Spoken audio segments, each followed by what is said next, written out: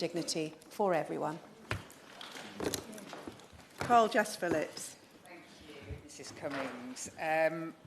I just feel I have to say that I think that the status quo currently isn't working. People who are standing in this debate probably feel a little bit anxious about doing that.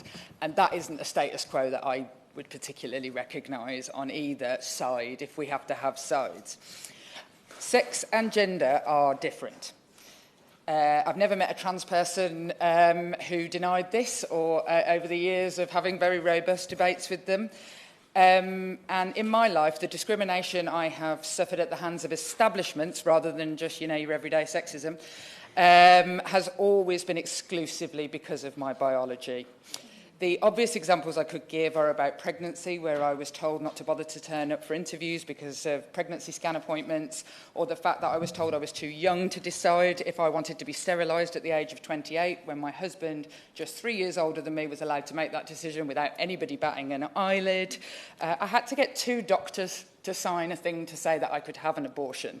My biology really matters to me, and I have been treated poorly because of it. I, however, after making that point, want to really stress that my remarks are going to be about the issue of single-sex spaces and the safety of women. And I think I'm probably alone in this room of being somebody who has actually run single-sex spaces and used this part of the Equality Act we are here to debate.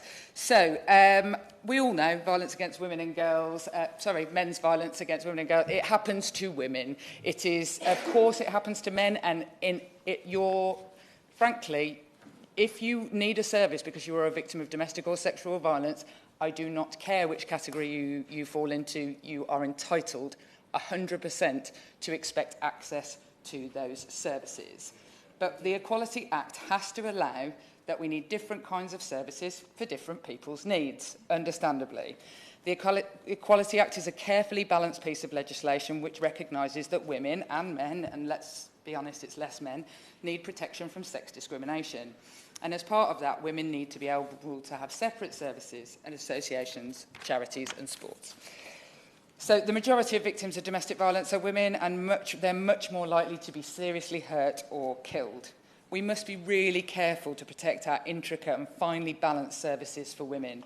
I am seeing again and again already, this is happening, where specialist women's services are being decommissioned in favour of generic support services that have an all-or-nothing approach. This has got almost nothing to do with trans people initially. It's entirely to do with the fact that they were expected to support men's services as well.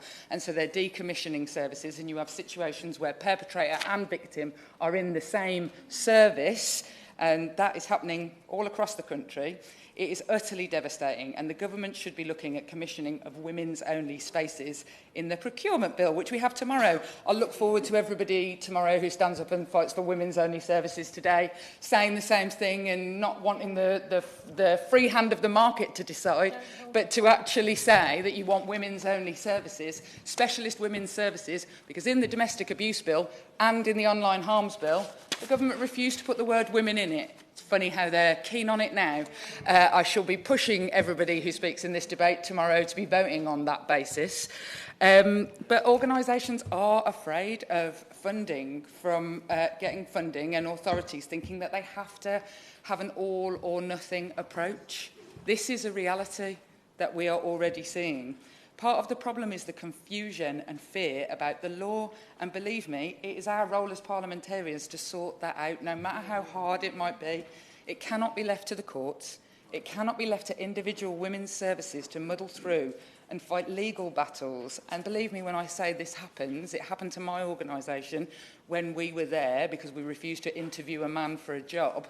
These are small organisations with very little in the way of support. The Public Service Equality Duty is one of the most important parts of the Equality Act, and it requires public service providers to consider the needs of different groups. When I was a Commissioner of Services on Birmingham City Council, insisted on the commissioning of domestic abuse services for LGBT victims. I insist on having specialist services for South Asian women where I live, for example. I think that we should have specialist services for disabled people because they have specific needs. At the moment, I feel that we are leaving some of these smaller organisations in a difficult situation, and along with Women's Aid nationally, I believe that you should be able to provide sex-only services, and other services must be available. Sir Peter Bottomley.